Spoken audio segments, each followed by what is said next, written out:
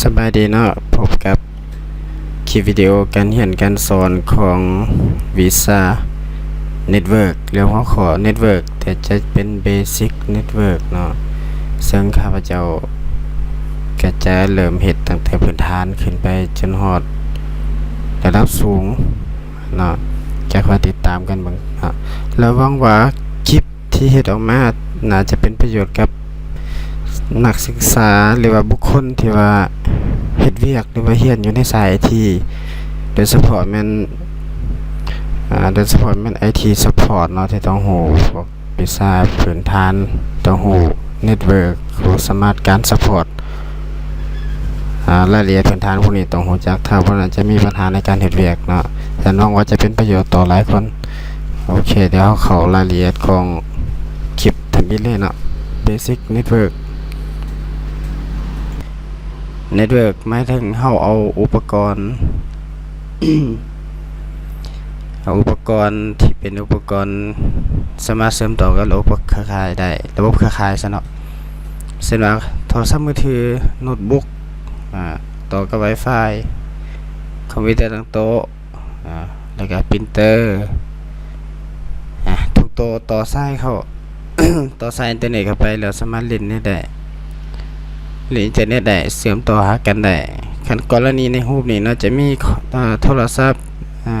หมายถึงตัวนี้โฟนโน้ตบุ๊กเขียนผิด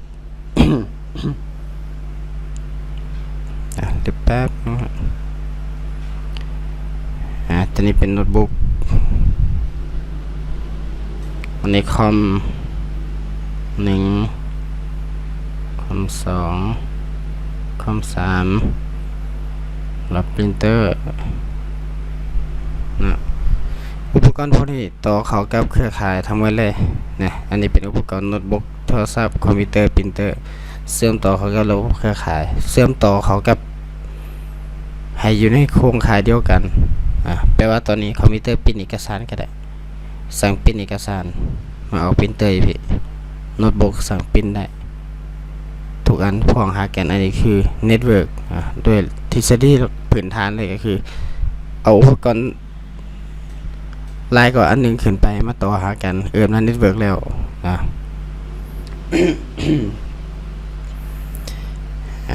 นี่เน็ตเวิร์กแม่นหยังข้อที่1บอกไปนะคือเน็ตเวิร์กแม่นหยัง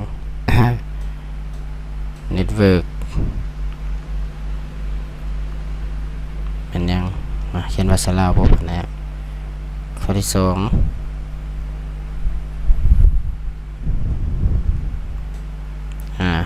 เป็นหยังต้องมีเน็ตเวิร์ก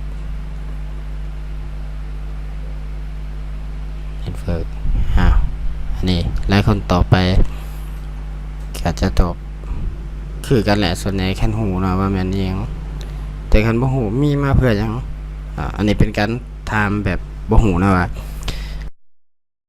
ยังต้องมีเน็ตเวิร์กลองคิดภาพตามว่าอยู่ในห้องการนึงมีคอมพิวเตอร์อย่างน้อยตอนนี้ทุกมื้อเนาะทุกห้องการอย่างน้อยต้องมีละ2หรือ3เครื่อ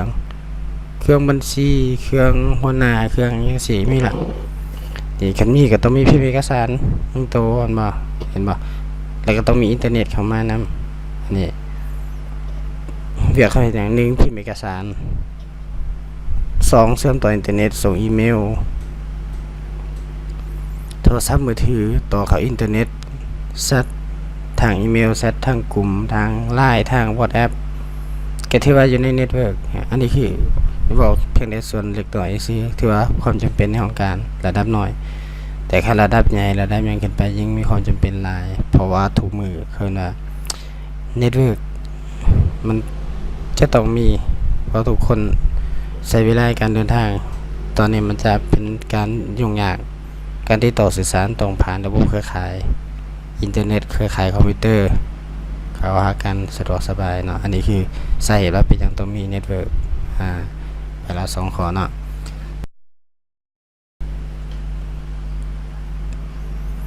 ทีนี้มาว่า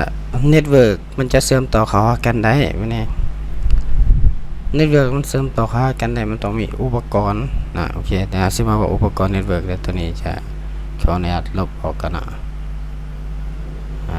มาอุปกรณ์เน็ตเวิร์กนี่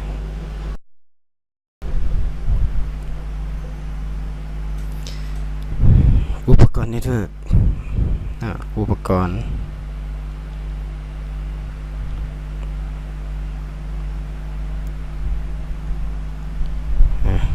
จากรูปนะเขาจะเขียนในรูปเลยอยู่นั่นนี่ขึ้นว่าเราเตอร์หนึ่งเลย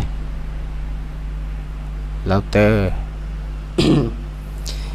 เราเตอร์เหตุหน้าที่หับอินเทอร์เน็ตเวลาเอาอินเทอร์เน็ตเข้ามาก็จะเข้าเราเตอร์ก่อนแล้วเราเตอร์ก็จะแจกอินเทอร์เน็ตไปหาคอมพิวเตอร์ที่อยู่ภายในของการเฮาเมื่อทุกคนจะสามารถเล่นได้อันนี้เราเตอร์คือเราเตอร์เหตุหน้าที่เป็นเกตเวย์นะอันนี้เป็นฐาน1เราเตอร์2อุปกรณ์สวิตช์นี่สวิตช์นี่ต่อมาจากเราเตอร์อีกเทื่อนึงหมายความว่าก็เราจะใช้คอมพิวเตอร์หลายๆเพราะว่าเราเตอร์มันจะมีคือว่า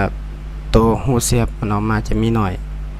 ก็ต่อมาหาสวิตช์เพื่อมันได้หลายก็มีก็เราจะต่อคอมพิวเตอร์เป็น10เป็น20จังซี่ก็ต่อจากสวิตช์นี่ต่อเข้าหาคอมพิวเตอร์แต่ละอันสวิตช์นี่มันจะเห็นหน้าที่เป็นตัวพ่วงอุปกรณ์ให้สามารถใส่น้ำกันได้หลายเครื่องอุปกรณ์ใส่น้ำกันหลายเครื่องอยู่ในสวิตช์ตัวที่3เป็นตัวนี้